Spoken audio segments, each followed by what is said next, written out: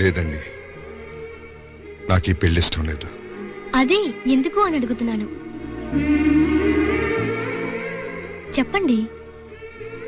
నేను ఇంతకు ముందే ఒక అమ్మాయిని ప్రేమించాను. మీరు ప్రేమించారా?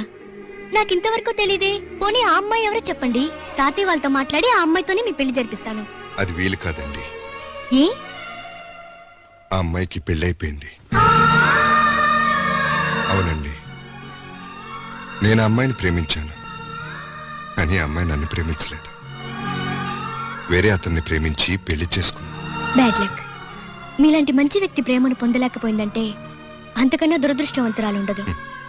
కాదండి, దురదృష్టం తనది కాదు, నాది. లేకపోతే నేను ప్రేమించిన విషయం ఆమెకి తెలియకుండా ఉంటుందా?